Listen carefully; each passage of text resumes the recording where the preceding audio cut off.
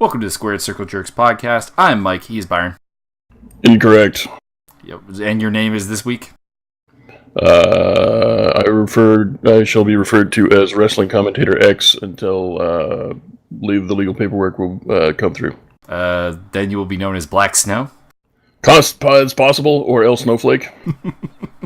All right, let's roll through this relatively quickly because we're on a little bit of a compressed schedule, but we can get this done. We're talking about WWE this week. Raw and SmackDown were pretty mediocre. 205 Live was kind of mediocre. Pretty mediocre, yeah. And NXT, I actually really enjoyed. Yeah, I don't have any notes for anything because I was busy grinding on the World O-Tanks, but... Death Star Opie. Yeah, the UK wrestlers come through with the best match of the year for WWE. Like, I don't understand why they keep anybody else on staff. Just fire everybody else and have the UK wrestlers wrestle. That's your best product. That's the best product. It seems like they let the UK wrestlers wrestle their own style. Probably because they're not on the main show. Because God knows if like Pete Dunne goes to Raw, they're going to ruin him. Yeah, oh yeah. They literally can't book a single person correctly. Except for AJ Styles in like 1 month stretches. It goes beyond booking, actually. It just goes to this, like, almost everyone's... It's like, you have this unique style that we are going to kill. So anyone that relies kind of on a uniqueness of their style... Now, the exception to this is they haven't ruined Asuka yet.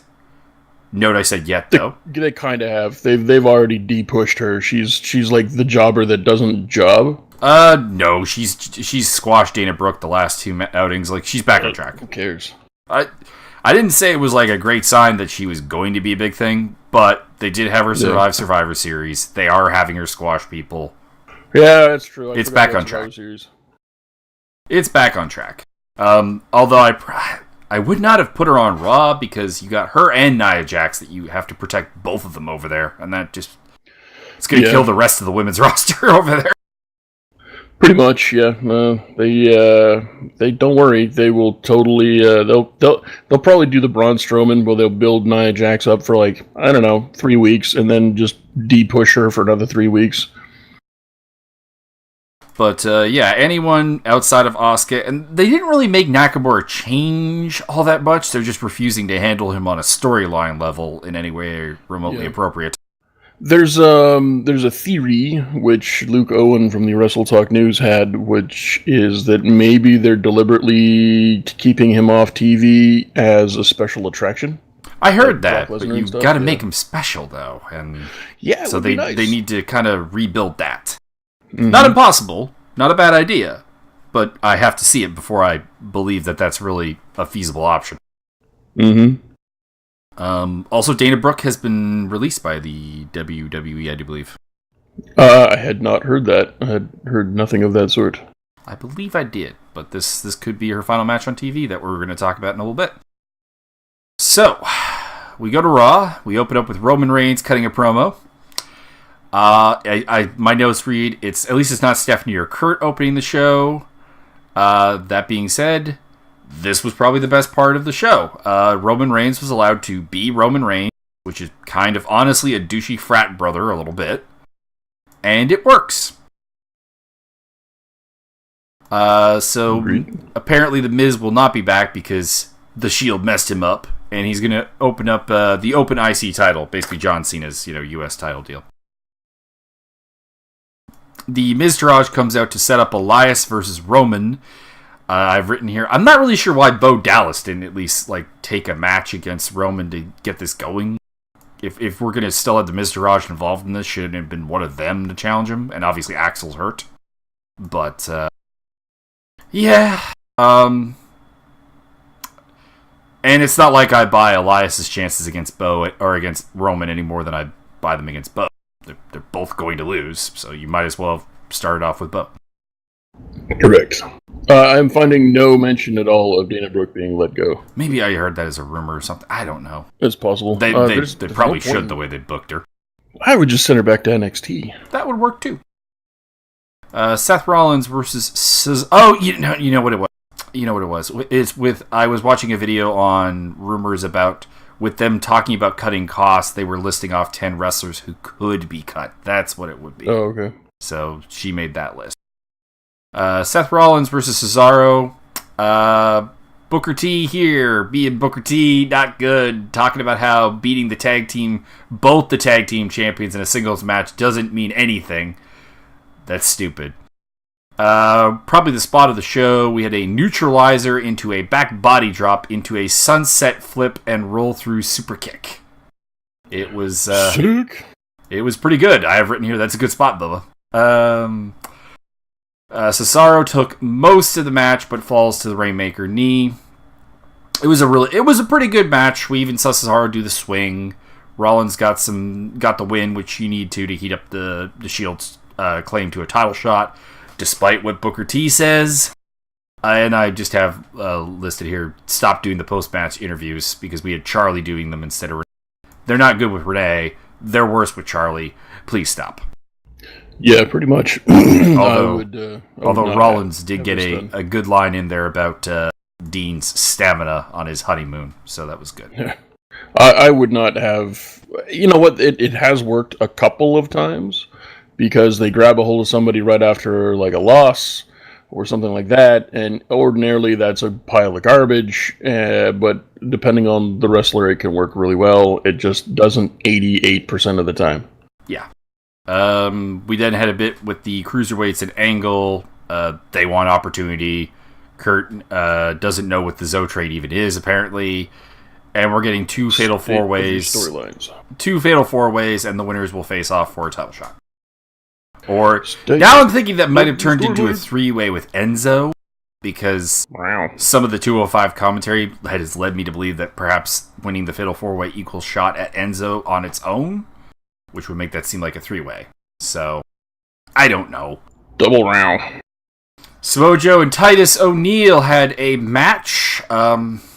It's a shorty, really. O'Neil got to put over that he's a big, strong, powerful guy, and Joe choked him out with the Coquina Clutch. And then choked out Apollo Crews. So, man, Titus Brand. What happened to Titus Brand? Titus Brand was a lot of fun. We were having a good time, and things were building up, and you had a couple guys that were getting exposure, and then Vince is like, oh, something's getting over. We don't like that here in the WWE. We're going to de-push you for like 6 months, and then maybe in 6 months we'll re-push you, but then all of your heat's going to be gone, so then I'll claim that you were never over in the first place. Yep. Then we had a ladies 6-woman match with Bliss on commentary. I assume this was for a number one. This was a 6-woman tag match. Pardon me. That we didn't get because Bayley and Mickey got jumped backstage by the Absolution, which is Paige's stable.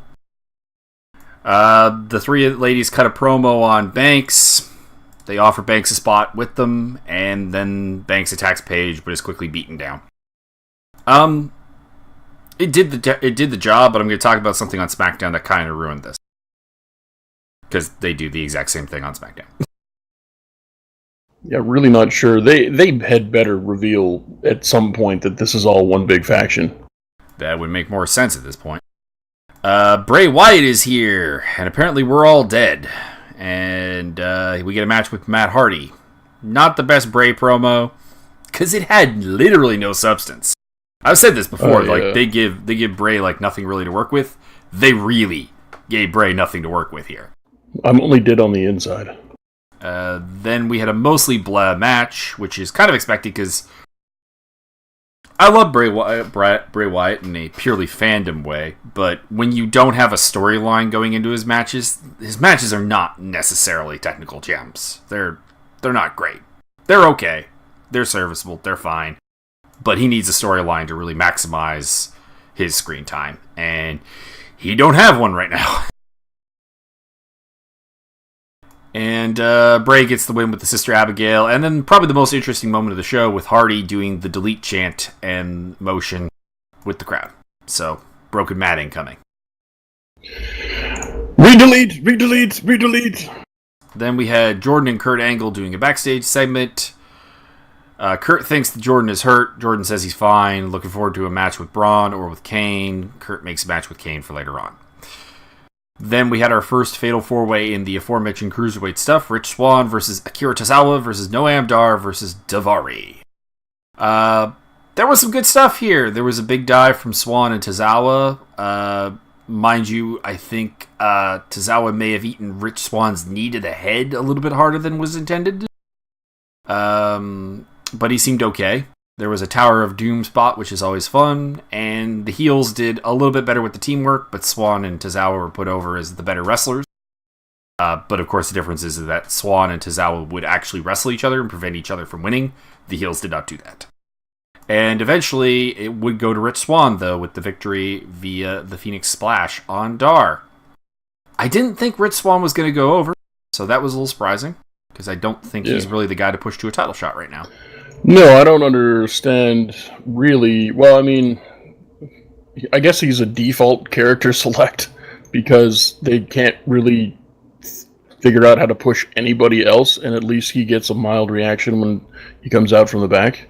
I personally would have had a heel win this match and have Cedric win the other Fatal 4-Way, because Cedric is probably the face I want to put the title on, and a double face dynamic is not something I would have one of the Zo Train win and then have Cedric overcome the last Zo Train member and then get a shot at Enzo.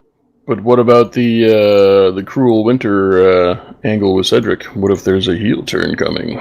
Ooh, that I could see there, and that was teased a little bit on 205 Live. So okay, I'm a little more behind this now. Very tenderizing. Then we had Elias versus Roman Reigns. I've heard this is referred to as the worst ever Roman Reigns match, and I don't. Hey, ESPN just went off. I don't really have that feeling. I mean, I enjoyed Elias and the Miztourage doing their musical number with 2 harmonicas and the guitar. And the match was fine. There was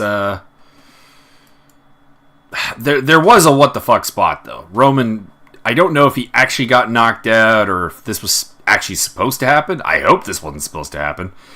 But he's basically limp on the ground, and instead of covering him like you would if you had an opponent limp, Elias keeps 3 or 4 times keeps trying to pick him up and yell at him. And it came off as did Roman actually get knocked loopy for a bit, or was this intentional? And if this was intentional, who the hell thought it was a good idea? Yeah. I haven't heard anything about an injury or any kind of heat on Elias for anything, so I'm going to assume it was planned, and therefore traditional shit booking. Superman in a spear gets the job done, and Samoa Joe comes out to attack Roman post-match. So we're getting Joe and Roman again, which I'm cool with. Yeah. I'm fine with some guy named Joe versus Roman Reigns. The promos alone are worth it. Yeah, anytime you can get... I think the dynamic's going to be good because they're trying to, like you're saying, he's the kind of whatever kind of frat boy. Hopefully not a rapey frat boy. That would be... I wouldn't go that far. Keep it Vince, but... Yeah, I would not put it past Vince McMahon. He's there's a lot of rape in the news. There's that Brock Turner kid. He raped a chick. Well, you could be kind of rapey. That'd be all right. We can get it in the news that way. I hope not. Well, me too, but it's Vince. He wanted to have sex with his own daughter. True. Then we had Asuka versus Dana Brooke 2. Dana Brooke cuts a promo at the start saying that Asuka is a slow starter and she's going to exploit that. And then gets tapped with a cross arm breaker. Excellent. Absolution comes out. My immediate thing was, when they do the 3 people surround the ring and there's obviously one open spot where the person can escape, and how dumb that is. In this case, the ramp was the empty side of the ring. Easy escape. There's an easy way to not defeat that, but there's an easy way to cover that up, and it's just keep the people moving. You just keep them moving and surrounding the ring. They're not moving. They're just standing there. Anyways, they stare each other down, and Absolution seems to let Asuka win, or Asuka leave unscathed. So, interesting. She never turns her back. She backs up the ramp and keeps her eyes on them, waiting for them to jump her, and they don't. I would totally scathe her. Then we had Jason Jordan versus Kane. Jason Jordan is dying on the mic here, was my thought. Need heel turn. Need it now. Not slow burn. Need. Jordan does well in the opening until he's not. He gets tossed to the outside, and he's selling the D hard again and gets counted out. And Jordan is, to his credit, still fighting to get back in the ring, though. He gets beaten down a little bit post-match until Finn Balor arrives. And I'm thinking at least we get Balor to get some revenge on Kane. That is not the case. They had a better match than the squashing of Balor we saw earlier, and Kane is getting the worst of it, but he does get and then gets DQ'd for the use of a chair. He's going to Pillmanize Finn's neck when Braun comes out for the save. No sells the chair shot, beats down Kane, and honestly, one of the more ginger, hesitant running power slams I've seen in a while, where Braun does the running power slam on Kane onto the steel steps.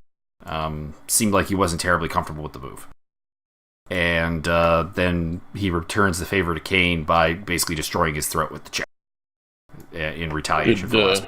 And did Kane take the Kane bump while taking the chair shot? Yes. Traditional. I like it. Then we move on to SmackDown. Raw, I give it a thumbs in the middle. There was nothing tremendously offensive, but there was nothing tremendously good. Like I said, Roman Reigns' promo was probably the highlight of the show.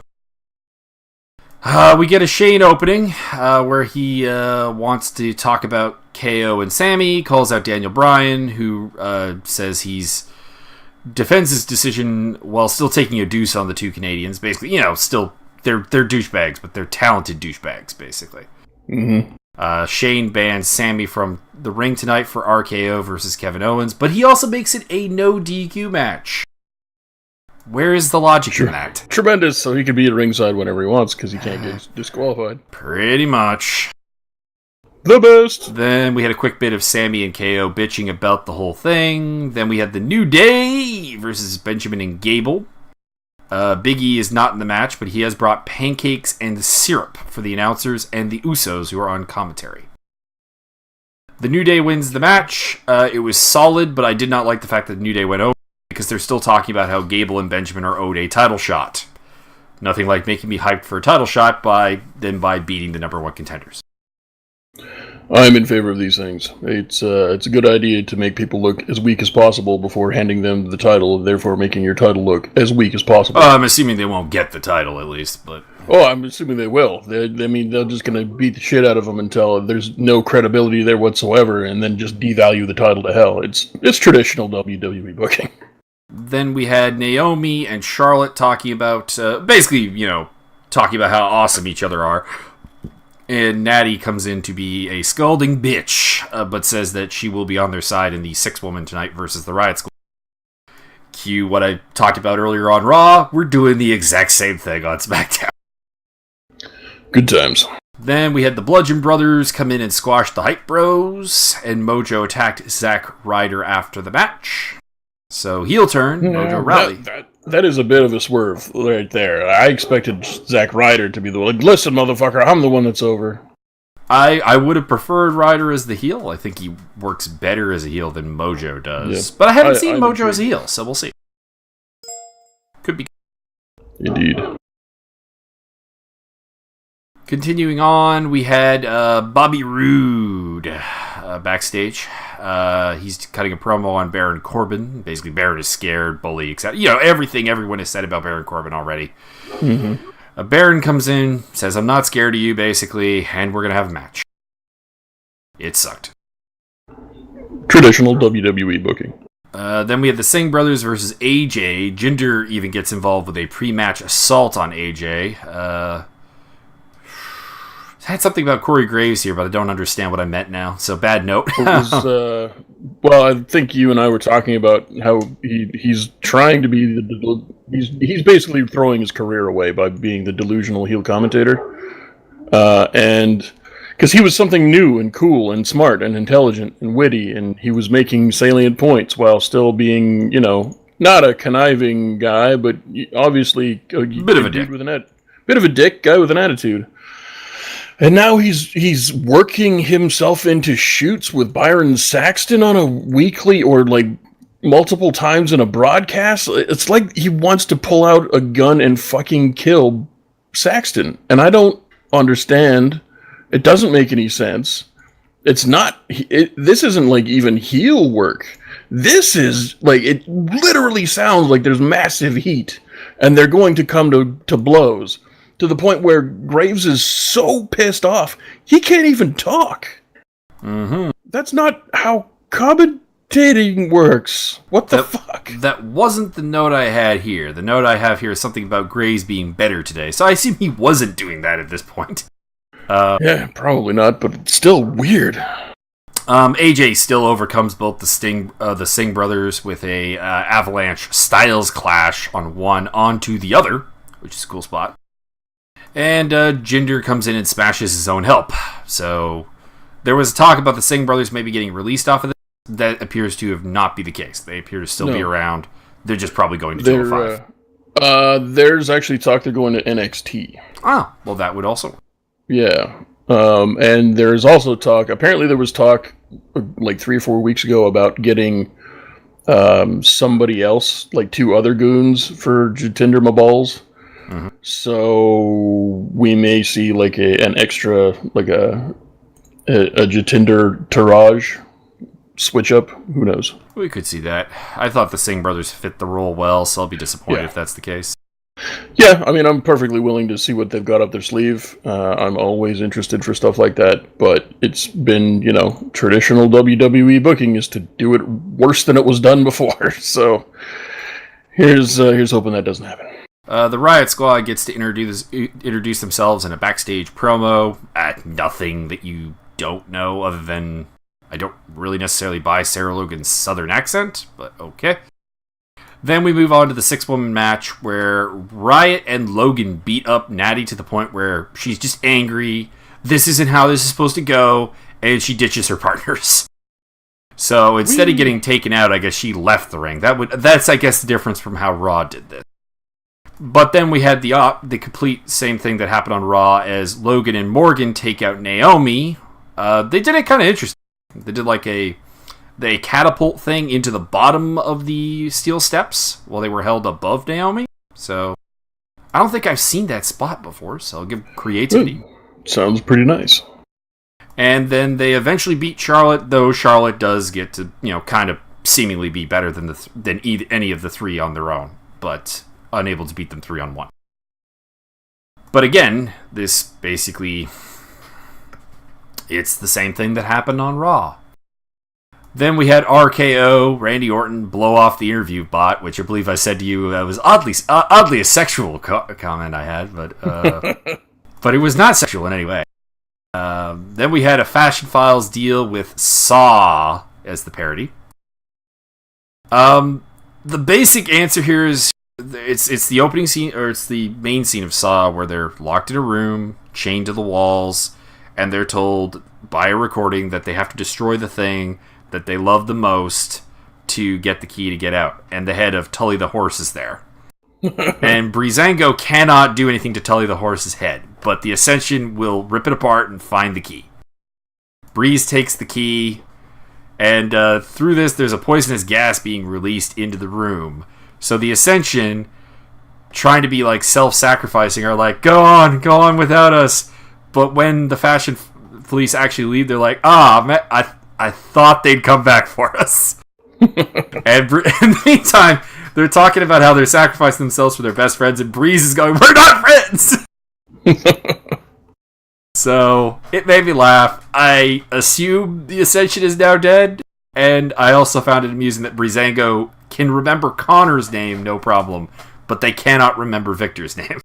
That is good. I enjoy that. Maybe they'll re-debut them as something else, or maybe they'll come out as the original version of the Ascension that didn't look like Legion of Dorks. Very much appreciated. I actually liked the original Ascension. I'd rather watch the Chronic ripoff than the Legion of Dorks. Mm-hmm. I love Legion of Doom. You just can't do another. You get away with it back in the day when the Demolition was around, and I didn't know about Legion of Doom, and then Legion of Doom showed up, and the Demolition. Demolition was also done well and booked properly. The Ascension has been booked as jobbers from day one. Correct. And then we had Kevin Owens versus Randy Orton. It was not bad. This was, it was a walk and brawl with a little bit of plunder with kendo sticks. It was okay. Randy takes most of the match until they go up the entranceway, and Sammy comes out and attacks Orton with a chair at the rampway. Key, not ringside. Not that it matters. It's a no DQ match. This continued on for a little bit. Weirdly, Orton got a little bit more offense in, but he eventually gets beaten by the Bullfrog Splash. So Kevin Owens beats Randy Orton. My problem with this storyline in execution is that if the reason that we're keeping Owens and Zayn is that they are talented wrestlers, I would like to see them be more competitive in their matches. Because during the storyline, we've seen them basically get jobbed out to the New Day, basically get jobbed out to Orton, although they won the one match over Orton with and Nakamura with the low blow. But they lost, basically got jobbed out to Orton and Nakamura to get on Survivor Series. And now here, Owens gets the win, but it's clear that, they had to cheat to do it. I get that they're heels, but again, the storyline is they're really talented in the ring. I need to see some of that talent for this to really make sense. Yeah, and also you've got two of the best wrestlers in the world, and you're not letting them wrestle. Good job, traditional WWE booking. Yeah, so the storyline itself can work totally. It's fine. There's nothing wrong with it on paper, but the execution has not been good. No. Then we move on to 205 Live. Would you like to lead us in, or shall I? Keep going on. Like I said, I don't have any notes, so... The Zoe Train opens us up with Enzo giving Dar the business for losing to Rich Swann on Raw. Correct. And he basically tells Dar to fuck up Swann. And then we go into Noam Dar versus Rich Swann. I have it written here Nam Dar, so I screwed that up. Yes, Amdar. They're still trying to... This goes back to, honestly, what I was saying about Owens and Zayn, is they keep trying to big up Noam Dar as this technical mark. Most technical cruiserweight on the roster. And then having him do absolutely nothing in the matches. Yep. Yeah, I have zero reason to think that Noam Dar is anything other than just an Ellsworth-esque jobber. Like, the guy's never done anything in the ring that I've ever been impressed with. He's nothing on the mic. He walks really nice down to the ring. Why the fuck is he on? Why the fuck is WWE paying this guy? And why does the Zoe Train want him in it? Like that's the other thing. So just nothing really works here. Nigel McGuinness at least does say, no, I don't say Noam Dar is the most technical wrestler on the roster. That would be Gentleman Jack Gallagher.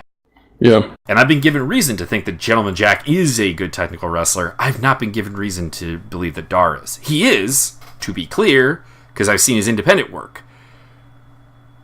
But within the WWE canon, as it were, I had been given no reason to believe this.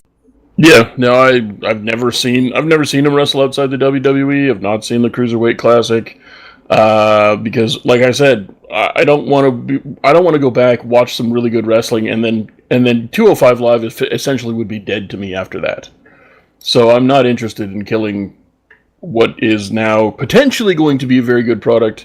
It can, on a week-to-week basis, it's kind of up and down, but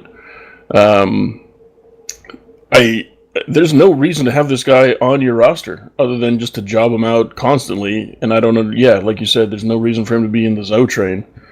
Why don't you have Grand Metalik? Have Grand Metalik do something? Oh, he's angry because he's never on TV. And have Grand Metalik and Lindsay Dorado join the Zoe Train because we aren't on TV. Mm-hmm. Big round kick to the head from Swann, and the Phoenix Splash gets the win. So the match was fine, but it just doesn't work with the story they're trying to tell me about Dar. Yeah. We had a Kalisto promo. It was stereotypical lucha stuff, and then we had Gentleman Jack Gallagher versus Kalisto. Yeah, I skipped the Kalisto promo because he never has anything to say ever, other than "I am a good guy and I will go do things to the bad guy." But he says it in a Spanish accent. Yeah. It was a pretty solid match with some creativity in it. Like, these guys can work. And Kendrick eventually attacks to get Jack DQ'd. Puts a straitjacket on Kalisto so that Jack can headbutt him. And they leave him laying. Yeah, a couple of things. Why does the heel partner always attack the face in the ring? Why wouldn't if I was the heel, I would go in the ring and I would, grab a kendo stick or grab something and lightly, or firmly smack my boy so that he then has been struck by outside interference and then we get the win. Hooray! I don't really have a problem with it in this particular storyline because Jack and Kendrick are supposed to be not really about winning so much as just cruelty.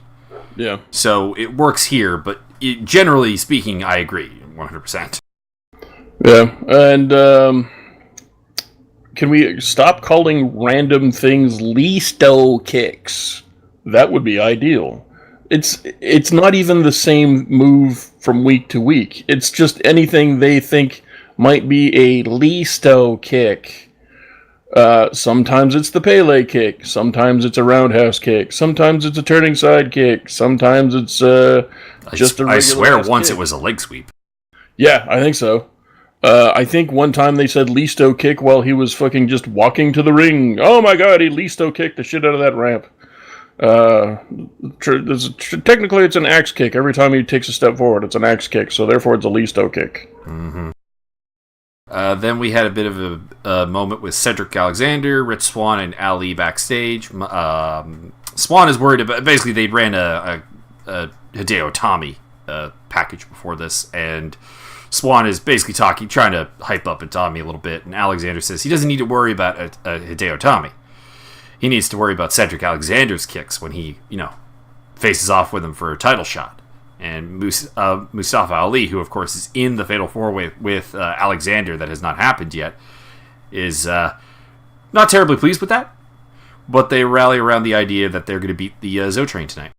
So rally around the family, pocket full of shells. So elements of the Alexander heel turn, which is going to be added in here later as well, to go back to your earlier point about Frosty Cedric Alexander.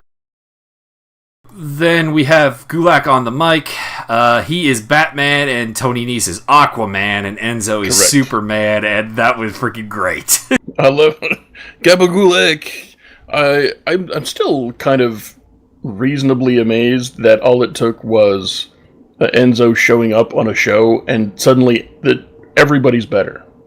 Gulak's getting better. Nese is getting way better.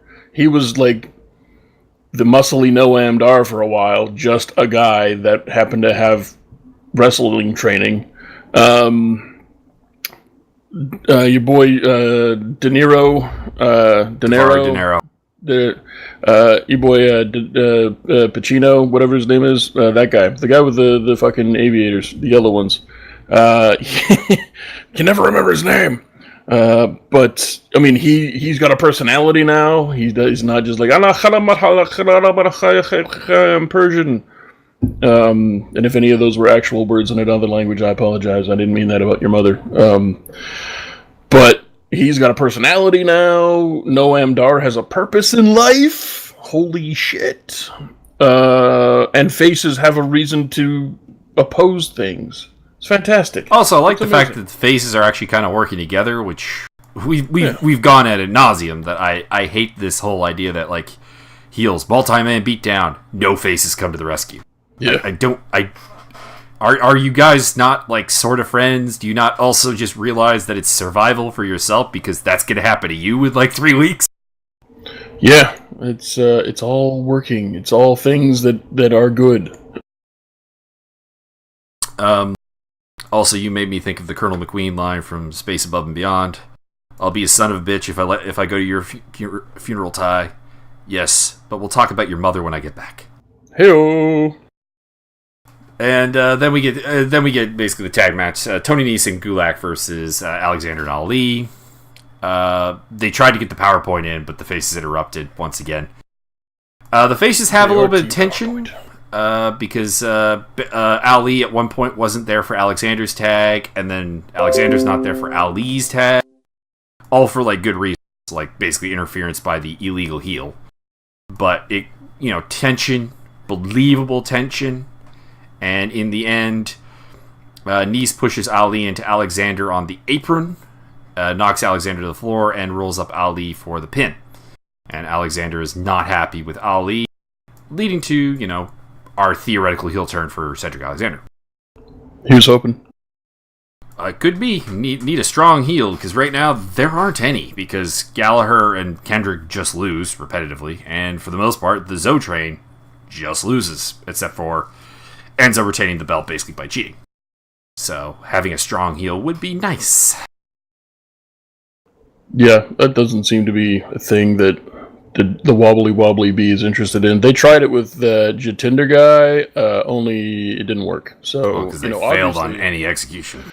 No, sir, I don't think that's correct. I think they really gave it all. They gave it a nice long slow build, and they did everything they could to just make him look strong, and then they fucking can kill themselves pretty much. So then we go on to NXT, which opens up with Street Profits versus the team of Riddick Moss and Tito Sabatelli, which I've just called Money Comes after their theme song. Yeah, I refer to them as the Streetwalkers and the Fuckboys, and this was the best match they've ever had, any of them at any point in their careers, and I still don't care. I care a little bit more, but I think what this comes down to is, again, my complete lack of any faith in the WWE Performance Center and how long it takes them to actually make a product worth me caring about. Yeah, it seems to take, what was it? Isn't the fat guy from the Streetwalkers been in developmental for like 7 years or something? No, it's not years, but it's multiple months. I'm pretty sure it's been years. Like, he's been in, I'm going to look it up. You keep talking. Okay. I don't think it's that much, but these guys have all been in developmental for so long that they should, if developmental was working properly, be better than this. But they did their moves perfectly fine. They're actually all very good athletes, so there is hope for them. There were some nice leapfrog spots between Sabatelli and Ford as well. Dawkins did have a minor botch here where he goes for a second Stinger Splash, does a Stinger Splash to one corner, and then wants to do it to the other corner, but it seems like he forgot what corner the guy was actually in, so it was just a bit of hesitation there, nothing too bad. Yeah, the fat one has been in developmental for 5 years, and the skinny one for 2 years. Okay, so it is years, so, yeah, again, we kind of go back to the fact that I can't think of many good examples of people who like the best WWE developmental story is Patrick Clark, Velveteen Dream. Yeah. Everyone else that's come out of NXT has largely had some kind of independent background, and even the few that haven't, Dana Brooke, for example, are not very good. They can be good. I have faith that, using Dana Brooke as the example, she has a unique look. She's attractive. She seems to get wrestling to a degree, but she's not very good in the ring, and I feel it's just an indictment on their training program, because I don't see why she shouldn't be good. Yeah, it's really, really strange, and I just don't understand. I don't understand how the Streetwalkers have any pop whatsoever. They just come out. One guy pretends he's going to make fucking pancakes or something, and the other one just kind of jiggles his dick and drinks cough syrup. I don't fucking get it. I'll be honest, I don't get it either. I accept that they're going to get pushed because they're getting that pop, but if you ask me why they're getting that pop, I don't have an answer. Yeah, I'm missing something somewhere. I don't understand it.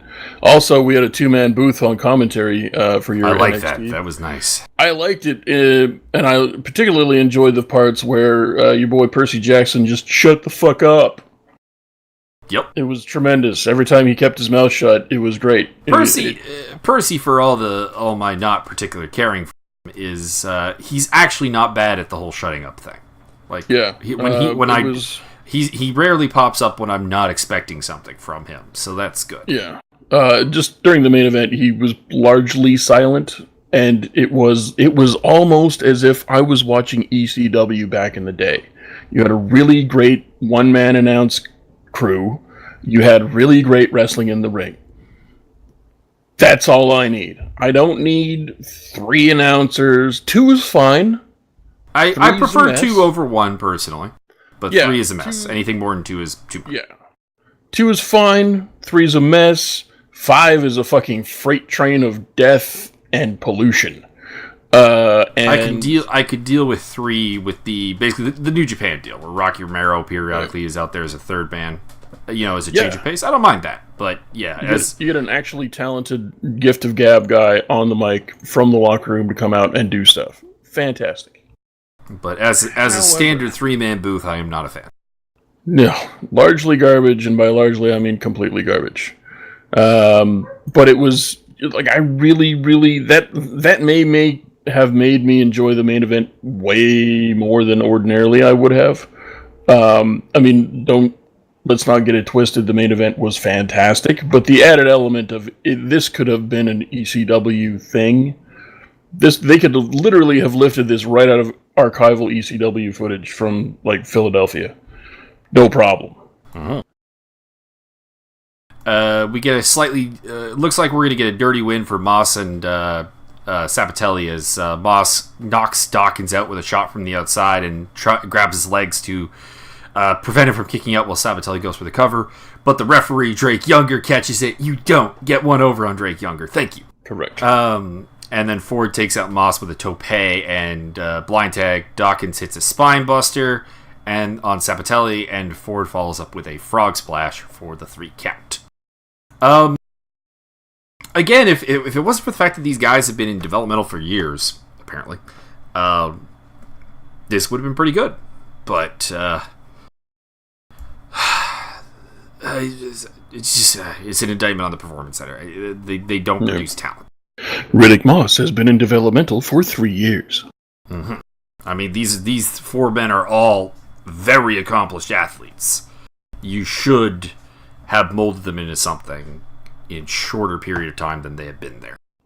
Tino Sabatelli has been in developmental for 3 years. Then we had Mustache Mountain hyping their match with Pete Dunne and Mandrews. So just basically building up the storyline here. Mandrews is his partner because he gets a title shot if they win. That's basically it. By the way, Trent Seven really freaking good on the mic. He is. I'm not a huge fan of him in the ring. He is serviceable. He is fine. But like he is of these 4, he is the weak link in the ring. But I now get it. He's a great foil for Tyler Bate. Mm-hmm. We get Kairi Sane versus Peyton Royce, which ends up with Kairi Sane going over with the Insane Elbow. This was pretty decent, but I also put in my notes here that I might be saying that because my expectations for Peyton Royce are so low that just basically having good timing, her strikes having a little bit of oomph to them, and the fact that she didn't do anything that she could not do. Yeah. The fact that she didn't do anything in the ring that I thought might have ended the career of her opponent speaks volumes. Another example of someone who's been in developmental for a really long time. Although every time she wrestles, I'm going to have to throw this out here, I still don't understand her character. We've been through this, though. It's the WWE pretty girl. I don't get it. Why would you be a wrestler? Doesn't make any sense. Mustache Mountain versus Pete Dunne and Andrews. I will probably call him Mandrews I'm so used to calling him Mandrews that it's ingrained in me at this point. I'm pretty sure everybody calls him Mandrews. Yeah, but they're going with the mark. I think it's even on his trunks, isn't it? I think it is, yeah. So basically we get a little bit of here with the fact that Dunn and Andrews are not proper tag team partners, so they're a little bit lacking in chemistry. In fact, they're like periodically like looking at each other very suspiciously when the other one wants a tag in. But Dunn actually uses some of these tags for his own means, basically to attack the faces, which is good. I like the fact that we got to see a little bit of Andrews' ground-based kit. Because those of us who have watched him stateside, mostly, in Impact Wrestling, for example, are only familiar with him as a high flyer and don't realize that he's actually quite good everywhere. Yeah. He is so small that it's hard to take him seriously without the high flying aspect, but he is very good, and I hope we see a lot more of him. New faces on 205 Live would be nice. I agree. I enjoyed the shit out of this match. It was good times. spot of the match and spot of the week was the Andrews hitting a Frankensteiner onto Tyler Bate into a sit-out powerbomb by Pete Dunne. Freaking great. But eventually the faces go over as Bate hits Dunne with the Tyler Driver 97 to get the win, and in what it was easily the match of the week. Easily match, other than AJ Styles doing what AJ Styles does, easily match, there's this one, there's the other match between those two for the UK title. Dunne and Gargano. Dunne and Gargano, and I believe there was another UK match. All of those are guaranteed match of the year for WWE. There's nothing on any other show that ever happens other than the UK guys being excellent. I'm pretty sure you could just release everybody and just have the UK guys wrestle it. It would be well received. It would be fine. Possibly. I wouldn't do that because the talent is good. You just gotta... I feel it's like they let the UK guys wrestle their style as opposed to taking everything special about them away, which they have done with so many independent workers, and they have done with even those that have come through the Performance Center because they've molded them all into virtually the same thing. Yeah. Your boy Large Sullivan has been in developmental for 5 years. I was aware of that. Dunne goes on to destroy Andrews post-match because, it's his fault somehow. And so we don't know who's going to get the next title shot. At some point, we're going to get Tyler Bate versus Dunne again. That's kind of a given. Yeah. But we might waste some time with some people in between. I'd really like to see anybody and Joseph Connors. That would be the best. I'd be down for that. All things. Yeah.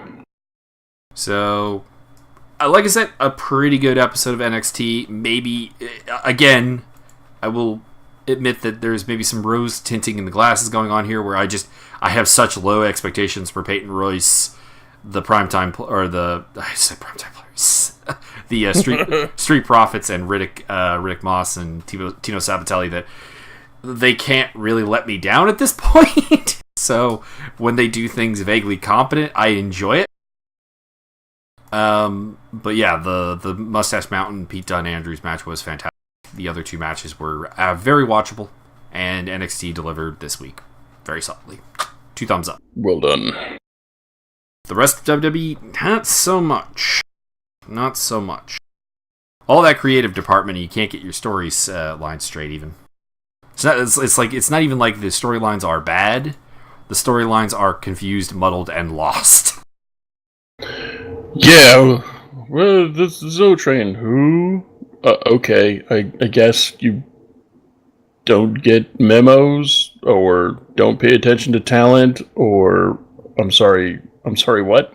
Technically, Kurt Angle is distracted GM, but in that case, why does he have a job still?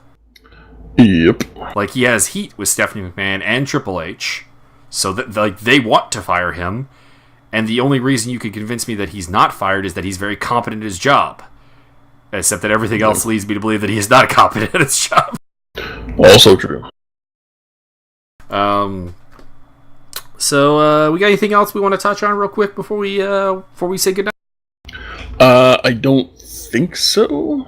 I'm wondering when Tia, the Mighty Don't Kneel, and the Revival are coming back.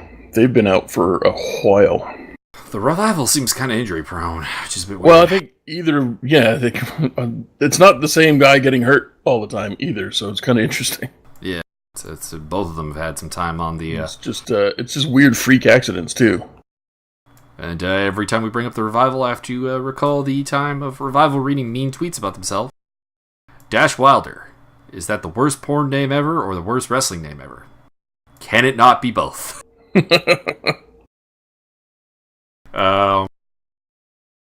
So, yeah. I expect we'll see a couple more releases in the coming days from WWE. They're apparently really trying to trim the bottom line. And their idea of how to make more money is to not provide better programming. Yeah, not really sure how that's going to work, but fine. that's about it, really, that I can think of. And, I don't know, hopefully we get some good stuff coming forward. I like a lot of the storylines going in. Oh, we're getting a no-holds-barred match next week between Ruby Riott and Sonya Deville as their sort of farewell to NXT. Not sure why. I'm not sure why either. Yeah, I'm not sure why either. Well, they're not in the same faction. The Riot Squad and the Absolution are just doing the exact same things, but they're totally separate. Am I the only one who, whenever I hear that name, I hear it as two different words, or two separate words, the AB solution? I can't say that I'm with you there. Well, you're wrong. I didn't say I was right. You did say that. But we're getting a no-holds-barred match between them, and I'm interested to see how that goes, because we were largely positive on Sonya Deville's work with Ruby Riott last week. So if she can put together another very good match with Ruby Riott, maybe there is some chance for her. Here's open.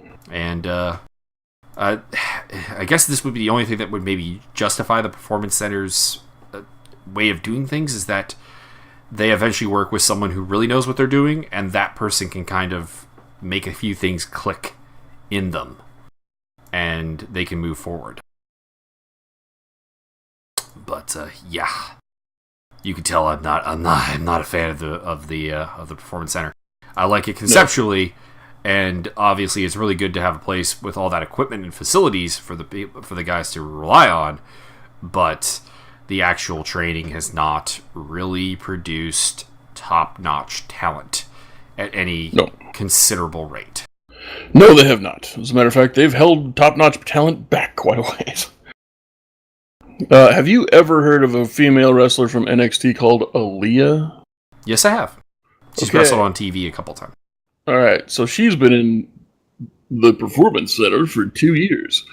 And I'm poking around here on the roster list, just kind of looking at things like that, and I scroll down and I was like, controversy.